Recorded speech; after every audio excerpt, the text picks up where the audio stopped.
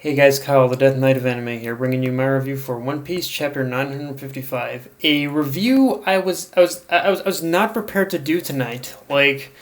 Honestly, like most times I've reviewed One Piece. It's pretty much been like pretty much on pretty much Thursday, on pretty much Thursday at midnight, not pretty much Wednesday at midnight. Um, although. Although now it's like no that this time it's like 2 o'clock, 2 o'clock in the morning. But yeah, it's like I'm not sure. I'm not sure as to much why One Piece got pretty much released a little earlier than normal. Yeah. But hey, so it just kind of took me off guard. Yeah, I'm here and I'm here with. But yeah, I'm here to review it anyway. And yeah, I'm not gonna lie, there was a lot of good shit in this chapter. Um, okay, so first things first, we basically finally see Zoro, him pretty much wielding the Meito Enma for the first time, and I really don't know how or why Oda does it, but each time he gives Zoro a new sword, he somehow manages, in order to make the curse of the sword even more frightening than the last. And in the Meito Enma's case, it, like as we see in the chapter, the Meito Enma literally drains his life force if he's not careful. So pretty much now, with Zoro for I assume that the near future, like from wielding the Meito Enma, he's gonna have to fight back the Katetsu Third's curse, if that's still on the table, and the life draining power of the Meito Enma. Like, yeah, if you didn't, this is one of those times where you gotta say, if you didn't think Oda just loved putting Zoro through pretty much the ringer, the ringer before this chapter, then yeah, this is a clear indicator of that. Like, I'm I'm not like, again, I keep saying it. Oda has got a really sadistic streak in him, and right now he's just focused all that sadism on Zoro. Like, holy crap! You literally, like, when he first wields the sword, you literally see from Zoro's like pretty much arm like shrivel up, and then he manages to, like, I suppose from get it back, but from focusing all of his willpower on his hockey and whatnot. And it's like, yeah, so pretty much Zoro has a life force draining sword, which, yeah, if there is ever a point, if I don't think that he's gonna get too many sword replacements after this. But yeah, if Zoro, like, this right here is like the pinnacle of pretty much the, so far, like the pinnacle of all the, like, of the curses of the swords that Zoro has had. So, like, yeah, I don't know if Oda can even top this one for sure. Of course, as the chapter also proved, the risk with the sword is definitely worth the reward, as in place of just cutting the tree, what Zoro did is he sliced off the entire section of a cliff. So yeah, pretty much combining, like, Zoro with the Meito Enma, it makes for a dangerous combination. And honestly, even from scarier even scarier than all this, like from the power that Zoro wields, or the Meito Enma's, like, ability to drain his life force. The thing that's even scarier than all this is that with this extremely dangerous combination of Zoro wielding the Meito Enma now, the scarier thing here is that if this is just Zoro, if this is him just from wielding the Meito Enma at an untrained level, then imagine how strong he'll be once he is more adept at using the sword.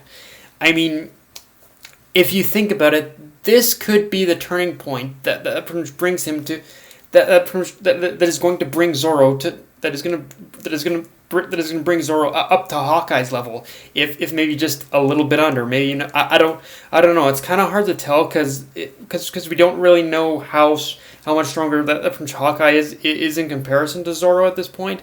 But yeah, this. But yeah, with from Zoro, like from now wielding this legendary blade, the Meito Enma, this feels like a definite turning point and one of the deciding factors towards from making Zoro's dream of being the world's greatest swordsman come true. Like and maybe I'm wrong, but yeah, just it feels like all this stuff being built up with the Meito Enma right now. This is going to be like from the main turning point that is going to bring Zoro up to Hawkeye's level, and is going to help bring Zoro from finally up to Hawkeye's level, and say and allow his dream of being the world's greatest swordsman to finally come true. So yeah, it's if this is that turning point, then wow. Then it really has, then yeah, it's really, really exciting, honestly, to think about. And honestly, what gives me this feeling even more though is both Hitetsu's line when he was saying that Enma is not even a certified black blade, and that Meito Enma and the Waroichi Manji were basically made by pretty much the exact same swordsmith. And now, obviously, with the Enma not pretty much being a certified black blade, this pretty much gives Zoro a goal, gives Zoro like a pretty much goal in order to make the Meito Enma a black blade in. A black blade. He's got that goal in order to work towards now. So that in itself, it already shows that yeah, that in itself is kind of a goal that is going to lead him to becoming the greatest swordsman as well. But the last one. But the last one in particular is also interesting because it definitely means having both the Waroichi Manji and the Meito Enma together is going to create at least like probably something of a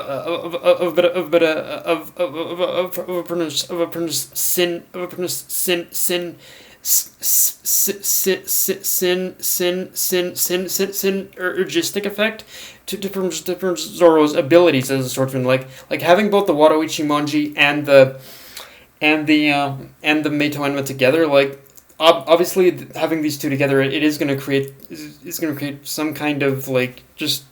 Zoro's gonna end up gonna learn to probably use them in some way that's gonna make like pretty much full use of both their power, of both their of both their strengths as swords. So yeah, like it's like I said, it's just crazy to think, but this does give Zoro the potential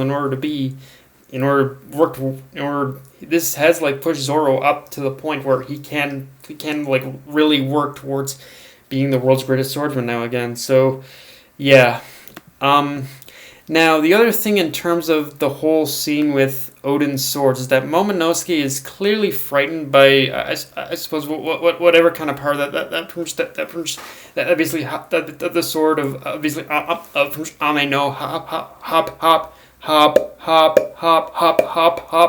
Habakiri possesses, and obviously with Momonosuke being afraid of the Habakiri sword, this means first off that he never, even though it was passed down to him, he never really learned how to control it. But the fact that he basically is so afraid that he won't even touch it shows. It's got even more wild power than pretty much the Meito Enma does, and if I had to guess the scenario, at some point he probably tried to use the Habakiri blade. He probably tried to use the Habakiri blade, but the last time he did, it probably caused some freaky-ish shit things to happen, and he's never used it since. Now, just kind of going off the heaven and hell parallel of the two swords, it is for me, I think probably what happened with Momonosuke the last time he used the blade. I think what happened is that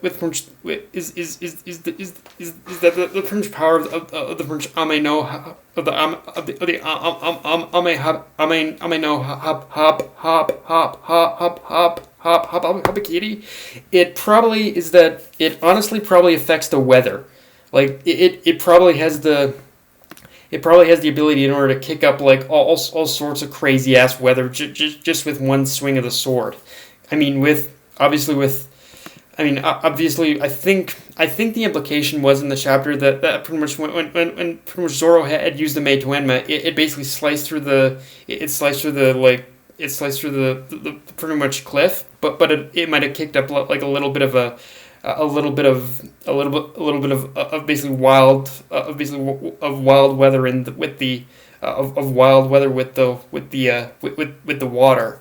So the obvious is probably true with the Habakiri blade and how when used with one strike it can probably affect the weather. So yeah, that's just my little theory of what the Ame no Habakiri blade can do. Um, the other thing now. The other thing with the chapter is that it made a point to show that the number of forces that Luffy and the others have amassed compared to Kaido and Orochi's forces, and which is the number of obviously of 30,000, which is Kaido and Orochi's forces versus 4,200, which is the forces that Luffy and everyone else has amassed. And immediately after that little comparison was made, it made sure to focus on those locked up as well as those like slaving away in the factories and just in general everyday citizens. So it's the way this whole thing was set up with just with that one old man just kind of mentioning the red scabbards.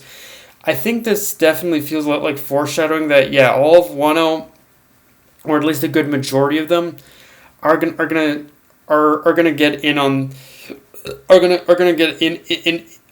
definitely gonna have all of a part to play in the climax, or at the very least the number of 4,200 is gonna grow even bigger soon.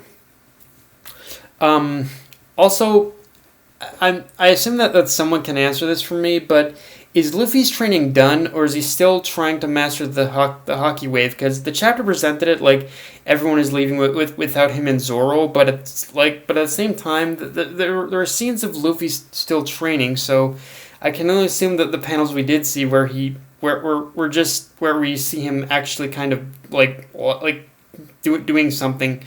Like actually using the hockey wave technique, it was only him like finally getting a grasp on it. But yeah, it was a little unclear. Like I said, I'm assuming right now that Luffy hasn't even properly controlled it yet, but he is gaining a grasp on it. I assume that's the case. But yeah, if anyone can clarify that for me, that'd be great too. But yeah, guys, that's pretty much all I've got for this review. If you enjoyed the video, like, comment, subscribe, follow me on Twitter, Facebook, and unless you're Crunchyroll. Death Knight of Enemy, signing off.